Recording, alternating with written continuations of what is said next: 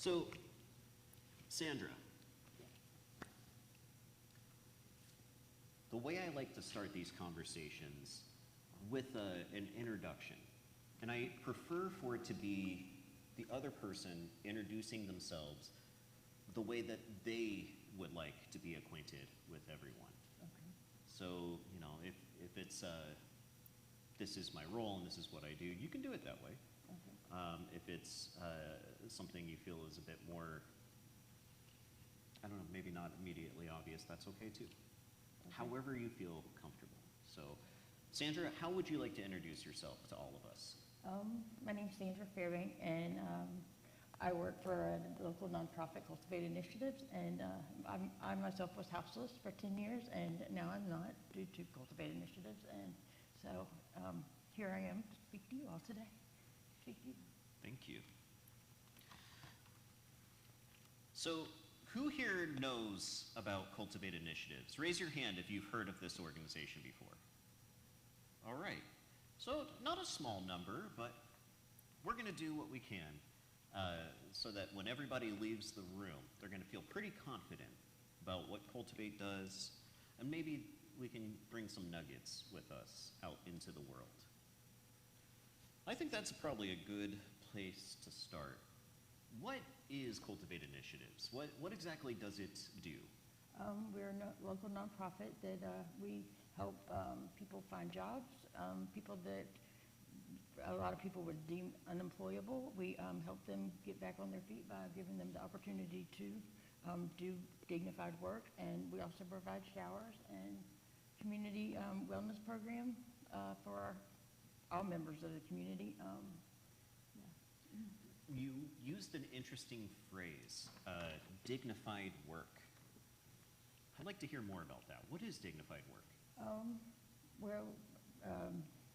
That we go around and we beautify the city, and we clean up basically anywhere that needs to be cleaned up, and we provide a trash service to people that can't afford the trash service, and typically don't get trash service, that have nowhere to dispose of their trash. So to me that sounds like work that's not only dignifying to do, but also potentially restorative of dignity for other people too. Absolutely. I think that's a piece of houselessness that a lot of us see in our daily lives, and we grow in outrage and, this area is ugly. And we don't think about how that affects people who are just trying to survive. Like if that's your home, your shelter for the night, you know, not a pleasant experience for the person who's dealing with it too.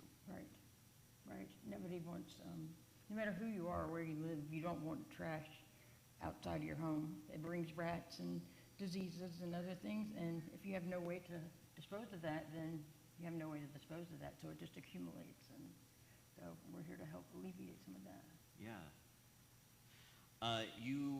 You mentioned wellness programs as well. And, you know, I get to see one of them every single week, but I know it's not the only thing happening. By the way, you might be like, what's he talking about? Well, every Wednesday, we have an event that we do with We Shine and Cultivate Initiative, and sometimes other partners too, called Wellness Wednesdays. I keep it up on the reader board right now, and it's been up there for a couple of months, which is why you've not seen, I don't know, my attempts at quippy, hopefully helpful statements on the reader board, because it's very important to me and so many of us in this church that we be able to work for the good of our neighbors. Sometimes that may be a quippy statement, but I think for a lot of folks, it's a shower, you know, maybe some food. So what else do you mean by wellness programs with Cultivate?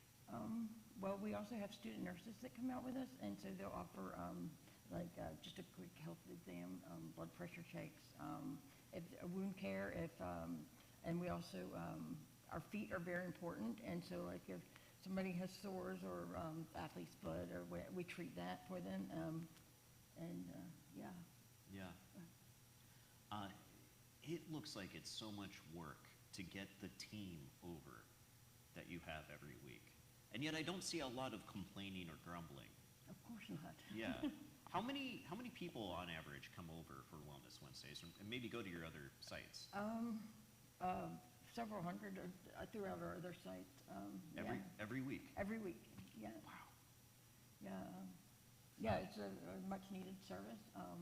Like, I was houseless for 10 years, and the first year of my houselessness, I didn't have access to a shower, period. And so it's very important to me. Yeah. And to everyone, really. Why is access to a shower important to you? Why is it important? Yes, because a lot of us don't get it, We've not lived an experience of not having access to a shower for a couple of months or a year. And we may not grasp, why does this matter? For so many reasons, for your health reasons, germs and diseases and things like that. And also just, it's amazing when you step in the shower and hot water beating down on you after you've just woke up outside and everything that could go wrong has gone wrong, and then you come get in the shower and you're greeted by people that truly care about you. You walk away from here another person. It's life-changing. Yeah. It is, and it changed my life. Yes. Well, and you see that difference too. You see people walk a little taller when they leave. We have people on Mondays, Wednesdays, and Thursdays, come over and pick up a meal, and that's good. I'm glad we get to do that. But it's different. They carry themselves differently after a shower, after the chance to do laundry, because that's another thing that Cultivate does. I don't think we understand how many basic problems come with just being dirty, carrying all of that bacteria and stuff on you, and it gets to you, not just physically, but it gets to you psychologically. Absolutely. Have you ever walked in a room and you smelled, and everybody smells you? That's embarrassing to the person, to other people around. Yeah, it's humiliating, and so just, showers are important. Yeah. I mean, that's something that gets joked about on the media. Like, oh, houseless people, they're stinky, right?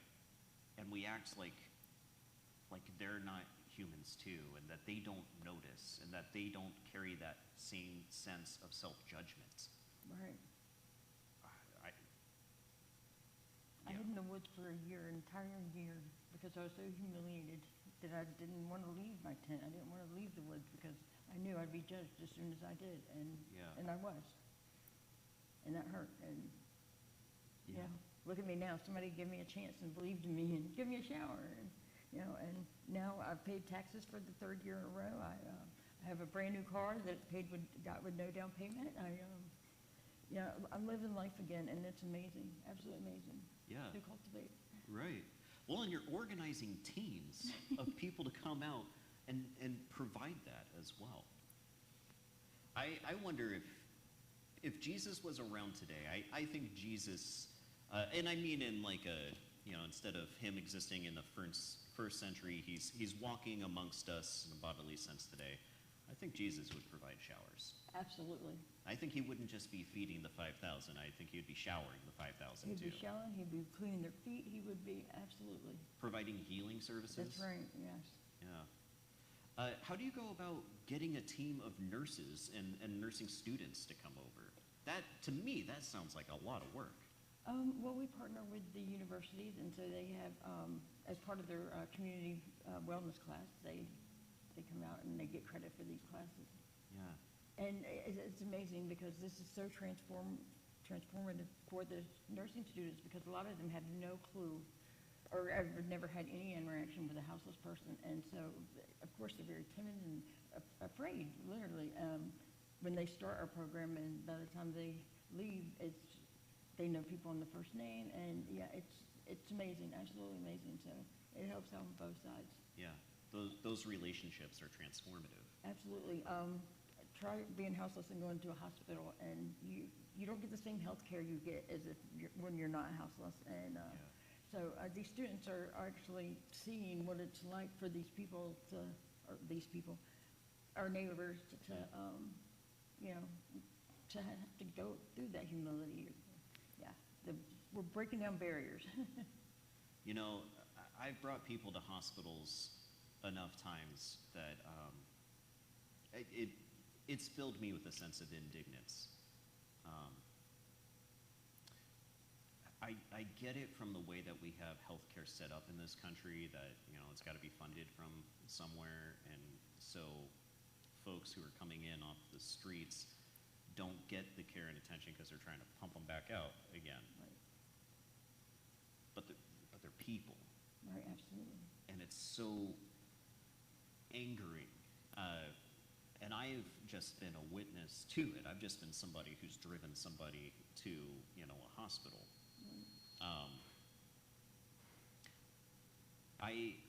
I think each one of these seemingly little things have a cumulative effect. And I saw somebody a few weeks ago who was talking about, like, they had been hurt, like they had a cut on their hand, and it was the biggest deal in the world that they had it looked at and tended to. Right. And I had forgotten how much I take for granted my little first aid kit and sink and alcohol swabs. Right. You know? Yeah, there's bacteria. Yeah, you can get in anything, and what we would deem as minor, they could have their arm amputated the next week. Right. And you offer this not just to folks who are living in tents on the streets. To anyone. To anyone. Everyone, yeah. Have you seen housed neighbors come in? Oh, And yeah. Oh, yeah. Pretty Absolutely. regular? Yeah, and, you know, it's really neat, our wellness fairs and things, because we get to, I don't know what the correct words are, but like bring housed and unhoused people together. That's another thing that we do. We do eat and greets. And so people in the community that are housed and our unhoused neighbors, we all come together and we get to know each other, and over a meal. I love that. And music. I just love any event where we're sharing food together. I've talked about it enough here. But there is something transformative about sharing a meal with somebody else and the conversations that just bubble up from that. You know, an anonymous person transforms into a full life. You know, of course they were always that full life, but Right. we grasp it, you know. Another question I have is around funding. I mentioned this earlier, but where does the funding for Cultivate come from? A lot of it is city and county, we're funded, but we do have a lot of private donors as well. But our majority of our funding does come through the county. Okay. And how long has Cultivate Initiatives existed? Well, we've been a 501(c)(3) since 3 years, June of 2021. Yeah. I think, so I was in deeper East County around that time. Okay. And it was around then that I was getting to know SNOCAP for the very first time. And Cultivate Initiatives was one of the very few organizations I knew of that would do anything for our unhoused neighbors in East County. There's not a question that goes along with that. It's more Right. just during a time when this church was scrambling to try to figure out how do we partner with and work for the good of our neighbors who are unhoused. The church I was at previously was also scrambling with that, and so many people, you know, as the midst of COVID, and Right. what do we do? So I love that I love that Cultivate was like, how about us neighbors show up for our other neighbors? Right, yeah, in whatever capacity that looked like, that's exactly right. We just showed up. Yeah. And that's the thing, people aren't, well, when you're houseless, you're not used to people continuing to show up for you. And so that's what we did. We just showed up, no matter what, funding or not, it didn't matter, we just showed up. Good. And we're gonna keep showing up. So what is your specific role in Cultivate I am initiatives? the mobile shower and hygiene coordinator, so I make sure that our shower trucks have everything that they need in order to provide the service that we provide. Okay. That sounds like a complicated job to me. I love it. You love it? Absolutely. Why do you love it? I love what it does for people. I love what it's done for me. Yeah, it brings joy to my heart. It fills me up. Good. And I know Jesus would be proud. Absolutely. Me too. So what are you've talked a little bit about some of the rewards of this. I wonder if there's other rewards that come from this work you'd like to talk about. And I'm also curious what the challenges are. My biggest challenge for me, the biggest challenge for me is that you can't help everyone, and you just can't. And that's when I have to tell someone no, or maybe, or that kills me. But I have to, okay, well, you can't do everything. So You can't, okay, so I want to camp out on this a moment. You can't do everything. Sometimes you have to say no. right. I know that's true, and I've also struggled with having to know what I can do and know what I can't do. Right. How do you go about that? You How have do to you make set- that decision on when to say no? Is sometimes it black and white, like real clear? Right. Well, you have to set boundaries. You have to know your limits, and you have to know when, okay, I need to tap out, or take a break, or whatever it may be. But you have to take care of yourself first. Yeah. In order to, it's a cliche, you got to take care of yourself or you can help anyone else. But that's so true, because if you don't take care of yourself, then you're not helping anyone. So we like to remember that the greatest commandment is to love God, love your neighbor as you love yourself. Right. And it's so easy, I think. I mean, it's short period, there's a short duration for it, but it's so easy to think we just need to pour ourselves completely out for the sake of others. And if we're not doing that, if we've not given absolutely everything that we have to helping other people, not only have we failed, but we're doing wrong. And here you're saying, actually, to help other people, you also have to make sure that you're being tended to. Right. Do you think you would have lasted 3 years in this role if you said yes to every request that came your way? Absolutely not. I don't think Cultivate would have lasted because you do need money to operate, and yeah. Is there a level to that as well as know missionally what you can provide and what you can't? Wait, would you say that one again? Is there an element of here's the services we can provide, here's the ones we can't. We're going to have to, if you're looking for X, best wishes, we just can't help Oh, you. no, that's never, no. We usually we partner with other organizations that probably can provide the services, and so we'll point them in the direction of other organizations, but Yeah. no, we don't just, no, we don't do that. But yeah, we try to, with our community events, we invite other people to the table, and so, make it a holistic Yeah. thing, and so, yeah. So knowing your limits, it's more about boundaries than just we can't provide that service. That's not what you're talking about. It's more like you're a mortal person. You have limits. Right. And I deeply appreciate that you also want to connect people to the resources they need. Right. Like you'll accompany them in that. Right, absolutely. That can be very frustrating work as well.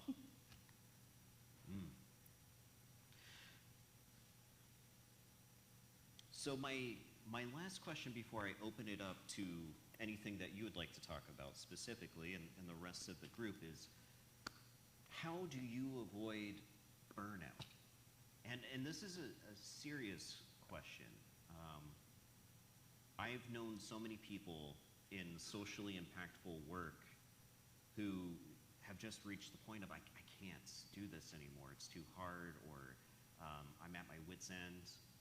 And nonprofits do important things, but sometimes it feels a little bit like a pioneer job. You know, you're figuring things out as you go. Right, yes, that is 100% accurate. We like it, because we're building the plane as we're flying it. Right, yes. So, Which is, you know, very in vogue right now with everything happening with Boeing. right. And we've had a lot of hiccups along the way, but, you know, we know that, we can't do everything. But, so we've narrowed it down to 3 initiatives that we know that we're really good at, and that, you know, and so we're going to hone in on those initiatives and bring our partners in for the things that we can. So one could say you've cultivated 3 initiatives. Right, yes. What are they? Housing and sheltering, so we have a SRV, which is a Safe for Us Village, which is funded by the county that we operate. We have a workforce program, and then we also have our community health, which is our showers and laundry and things like that. Okay. All right, folks. I'm going to extend the conversation. Do you have anything specifically you'd like to state before we get some questions? No. Okay. Let's see if we can get at least 3 questions. I think we've got enough folks here. We can get 3 questions.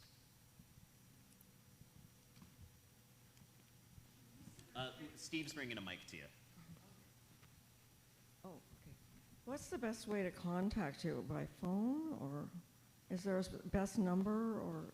You can go to our website, and there's a contact us thing you click on, and then that'll take you to an email address. Okay, okay, and you were bringing people together in living village-like places, like were you part of the Burnside at 122nd? Yes, ma'am. Oh, that's really Yes, a ma'am. beautiful place with wooden trees around it, and I'm just Yes. the way it's put together. Thank you. Thank you. For those of us who don't know, what is the Burnside and 122nd? That is the Safe for Us Village, and yeah, that's the Menlo Park SRV that we operate. Okay, but what's special about it? Diana pointed out it has trees, so it Right. sounds like it at least looks nice and natural. Yeah, well, the trees are actually painted on, they're murals around the outside of the fence. So it looks nice, maybe Right. maybe not natural. Yes, yeah, it does. We're just different. I don't know how we're different. I just know that we are. We try to come holistic and just as we are, and just bring that to the table. And Yeah. yeah. Great. Okay, Vicki? Is it just Multnomah County, or do you serve the Tri-County area? Okay, so the question is, do you serve the Tri-County area or just Multnomah County? Just Multnomah County. Mainly East Multnomah County. But we are getting another shower truck in July, so we'll probably expand out a little further. Okay, Steve? I so admire you and the work you're doing and everything, but how do you separate yourselves? Because you've got to build relationships with the houseless people. And how do you separate, I don't know how you do it. go back every day and everything else. It's a wonder. Any wisdom to share on that? Love your neighbor like you love yourself. Yeah. I think Jesus said it best. So I think maybe along with that question, let me know if I'm getting this right. When the people that you're working with and serving, and I'm aware it's a cooperative thing. It's not, some of the folks who you're serving today may be partners tomorrow. Right. How do you go home and rest and not just carry all of those burdens on you? Like, for example, we know about the ice storm that happened. Some of us are aware that, people had frostbite, right? And kids were affected. That's heavy. That is very heavy. So how do you, get the rest and the care that you need and not just be burdened all day. Well, I just know that, at the end of the day, I've put my 100% in, and I'll pick up where I left off tomorrow, but, yeah, I have to get rest or I'm no good to anyone. So you just leave it there, and you're like, I did everything I can. Right. Tomorrow's another day. Yeah, that just sounds so cut and dry, but, yeah, we don't just leave people where they're at. We make sure that they have, you know, what they need to get them through to the next day. Yeah. That's another thing that we do. We do the severe shelters. We do the severe winter shelter and severe heat shelters as well. Yeah. Well, we're getting close to that, aren't we? Yes, we are, absolutely. Does that answer your question? Okay. Did I interpret it right? All right. Anybody else? Okay, Rita. Steve's going to bring the mic to you. Hi, Sandra. It's so nice having you here. Thank you. Yes, there's a gal or lady right on 122nd in Halsey. She's had a severe eye injury, and it was hurting her so bad. She's trying to get somewhere to get her eye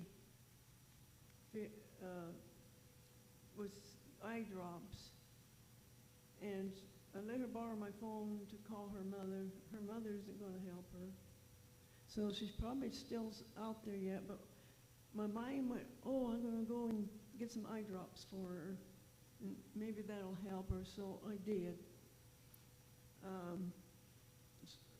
She couldn't couldn't have light because it hurts her eye so bad, so I put up a shield with her blouse thing or the shirt, and with the other arm I put the eye drop in. But she's going to be out there. She's been out there the last 3 nights. Do you people able to come and help the people to pick them up and put them? Do you do you have enough people or set up to pick up these people? They don't have money to go on the bus. Is this stuff? We do offer bus tickets, and we also partner with Trillium, which is a healthcare HMO or something like that. But anyways, and they provide the bus ticket money, or either a cab that we could call for people to get to a health service. But we do not have an emergency shelter where we could just pick someone up and take them to the shelter.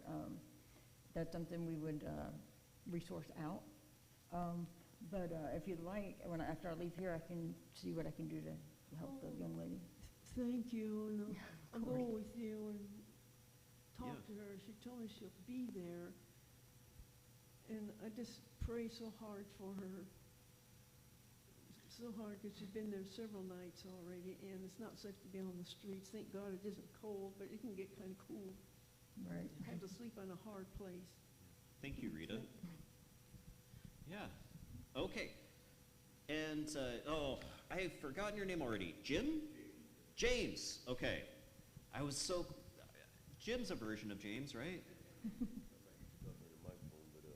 Yeah, you're going to want to talk to it. I've heard a lot of good things about Cultivate initiatives, and I'm homeless myself, and I'd like to get involved with something that I can maybe grow with. That makes any sense. How can I get involved with, Cultivate? Could you speak a little louder? How can I get involved with Cultivate, initiative? We do have our intern program, which I was talking about, the day labor, and I will give you that information after Yeah. this. Maybe I could talk to you afterwards, and you can maybe help me out with that. Yeah, you can connect after the service. Yes, absolutely. All right. Sorry, I talk plenty. I'm just not used to it. Yeah. Thank you, James. Yeah. Good question, too. All right, folks. Are all hearts clear? Anybody else? This has been a pleasure, Sandra. Absolutely. And, like has already been said, thank you for the work you do. Thank you for the partnership that we have. You've got my number. If there's ever anything that, we can do to be helpful with Cultivate, please feel free to say so.